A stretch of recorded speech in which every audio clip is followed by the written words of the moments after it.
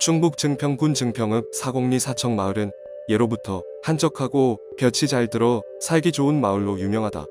여기에는 미래를 예견한다는 우물이 하나 있는데 바로 말세 우물이다. 증평 사곡리 말세 우물은 말 그대로 말세를 경고하는 우물인데 이 우물은 마을의 공동우물로 마을의 역사와 함께하고 있는 오래된 우물로서 일반 우물의 1.5배가 될 정도로 규모가 크다. 겨울에는 물이 따뜻하고 여름에는 물이 찬 것이 특징인데 신기한 것은 물을 아무리 많이 퍼써도 또 가물거나 장마가 들어도 한결같이 2.8에서 3m의 일정한 수위를 유지한다는 것이다. 그리고 이 우물에는 또 다른 미스터리가 존재하는데 사람이 우물에 빠져도 가라앉지 않는다고 한다. 일반적으로 우물에 빠지면 물 아래로 가라앉아 죽기 마련인데 이 우물은 사람이 빠져도 이스라엘의 사해처럼 수면 위에 둥둥 뜬다는 것이다. 실제로 그렇게 무사히 구출된 아이가 4명이나 있다고 한다. 그런데 1947년 음력 2월경 우물 하부석 축이 우그러들어 재공사를 했다고 하는데 마을 사람들은 보릿고개에 시달려 고사도 못 올리고 그냥 지나갔다고 한다. 그러자 이후 마을에는 심한 흉년이 들었으며 여자아이가 물을 깃다가 우물에 빠졌는데 예전처럼 물에 뜨지 못하고 가라앉아 목숨을 잃었다고 한다. 이에 마을 사람들은 천벌을 받았다고 생각해 우물에 정성을 다해 치성을 드렸다고 하는데 이 사실은 우물 옆 비석에 자세히 기록되어 있다. 그리고 여기에는 구전되어 오던 이 우물에 얽힌 신비로운 전설 또한 적혀 있는데 조선 7대왕 세조가 조카인 단종을 폐위하고 왕위를 빼앗은 후 나라에는 가뭄이 계속되었다. 이듬해인 1456년 여름은 오랜 가뭄으로 산화대지가 파는 듯이 메말랐는데 더위가 어찌나 기승을 부렸던지 한낮이면 사람은 물론 짐승들도 밖에 나오질 못했다. 그러던 어느 날 장삼을 길게 늘어뜨린 한 노승이 지금의 충청북도 사곡리 사청 마을을 지나며 우물을 찾았다. 그러나 아무리 둘러봐도 우물이 보이지 않았고 너무나 목이 말랐던 노승은 하는 수 없이 어느 집에 들어가 안악에게 물을 청했다. 주인 계십니까? 지나가는 객성 목이 말라 물 한 그릇 얻어 마실까 합니다. 집에 길어다 놓은 물이 없으니 툇마루에서 좀 기다리시면 마실 물을 길어오겠습니다. 안악은 물동이를 이고 밖으로 나갔다. 노승은 마루에 걸터앉아 기다렸으나 한참이 지나도 안악은 돌아오지 않았다. 무슨 사정인지 궁금했던 노승은 목마른 것도 바쁜 길도 잊은 채 안악이 돌아오길 기다렸다. 두어 시간쯤 지났을까 안악이 땀을 뻘뻘 흘리며 물동이를 입고 돌아왔다. 스님, 오래 기다리게 해서 죄송합니다.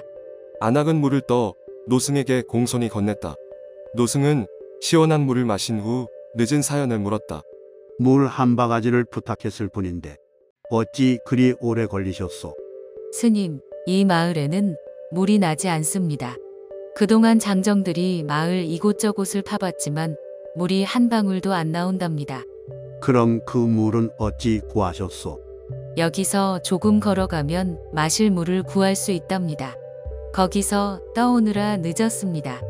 조금이라면 얼마나 됩니까? 10리가량 됩니다만. 안악은 마을에 우물이 없어서 4km나 떨어진 곳에 가서 물을 길어왔던 것이다. 스님은 안악의 정성에 크게 감복하더니 지팡이로 땅을 3번 치고는 말했다. 허허, 이곳 땅은 층층이 안반이로다. 바위가 쭉 깔렸으니 초목인들 제대로 자랄 수가 있겠는가. 일찍이 선인들이 터를 잘못 잡았도다. 노승은 이곳에 식수를 해결해 줄 것을 결심하고 동네 구석구석을 돌아다니며 지팡이로 두들기다 큰 고목 옆의 땅을 지팡이로 3번 두드리더니 고개를 끄덕이고는 말했다. 자, 이곳을 파시오. 겨울이면 따뜻한 물이 솟을 것이고 여름이면 차가운 물이 나올 것이오. 우물은 아무리 가물어도 마르지 않고 장마가 와도 불어나지 않을 것이오. 그러나 우물이 넘치거나 불어나는 현상이 있으면 큰 변이 있을 것이오. 또한 물이 3번 넘치면 말세가 올 것이니 그때가 되면 이 마을을 떠나시오. 이 말을 남긴 노승은 뒤도 돌아보지 않은 채 호련히 자취를 감췄다. 사람들은 의아해하면서도 고목을 베어내 닷새 동안 땅을 파내려 가자 노승의 말대로 그곳에서 맑은 물이 솟아나왔다.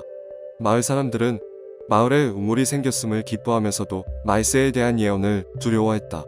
3번 넘치면 말세가 온다는 소문은 차츰 멀리 퍼져나가 인근 주민들까지 우물의 수량에 대한 관심이 커져갔다. 그 후 오랜 세월 동안 이 우물은 가뭄이나 장마에도 마르거나 넘치는 일 없이 항상 일정한 수위를 유지했는데, 우물을 판 지 140년 가까이 지난 1592년 정초 새벽, 물을 길러나간 안악 하나가 우물가에서 깜짝 놀라 기절하고 말았다. 우물이 철철 흘러 넘치고 있었던 것이다. 이 소문은 삽시간에 이웃마을까지 퍼져 사람들은 무슨 변이 일어날지 몰라 불안해했다. 그리고 그해 5월 왜구가 쳐들어왔다는 소식이 전해졌다. 임진왜란을 알리는 징조였던 것이다. 그 후 다시 300년 넘게 우물은 잠잠했는데 1910년 정월 중순에 다시 우물이 넘치는 사건이 벌어졌다. 그리고 그해 7월 대한제국이 일본에 병탄당하는 이른바 경술국치가 일어났다. 우물이 이미 2번이나 넘쳐 나라의 변고를 알린 것이다. 이 밖에도 우물이 넘치지는 않았지만 물이 불어난 때가 몇 번 있었다. 1950년 6월 24일 우물이 아래 1m까지 급격하게 차올라 넘칠 듯 했는데, 바로 다음날 새벽 북한군의 기습 남침으로 6.25 전쟁이 발발했다. 1995년 11월에도 2-3일 동안 우물이 갑자기 차올랐지만 다행히 넘치지는 않았는데, 이때 우물이 무엇을 경고하려고 했는지는 확실하지 않지만 IMF를 예고한 것이라는 말이 있다. 1995년 하반기 당시에 이미 상황이 무르익었고 2년 후 IMF가 터졌다는 것이다. 2006년 8월에도 우물물이 불었는데 2개월 뒤 북한이 첫 핵실험을 했다. 그리고 2009년 노무현 전 대통령 서거 직전에도 물이 넘칠 뻔했다고 한다. 이렇듯 말세 우물은 나라에 큰 역사적인 사건이 일어날 때마다 물이 넘치거나 불어났다. 이제는 사용하지 않는 우물이지만 아직도 마을 사람들은 이곳을 신성시 여겨 정월대 보름과 7월 칠석을 전후해 해마다 2차례 우물을 깨끗하게 청소하고 정성껏 제를 올리고 있으며, 우물이 3번째로 넘쳐 말세가 오는 일이 없기를 기원하고 있다. 나라의 위기를 알려주고 물이 3번 넘치면 말세가 온다는 말세 우물. 약 600년이 지난 현재까지 2번 넘쳤으니 이제 한 번만 더 넘치면 말세라는 것이다. 그러나 아직도 이 우물은 늘지도 줄지도 않고 수량을 유지하고 있는데, 노승의 예언대로라면 마지막 남은 한 번은 세상의 종말이 다가오는 것을 예언할지도 모른다. 3번째로 이 우물이 넘칠 때는 언제일까? 아무 일 없이 일정 수위를 유지한 채 조용히 샘솟고 있는 이 우물이 과연 또 넘칠까? 그리고 노승의 예언대로 세상의 종말이 올까?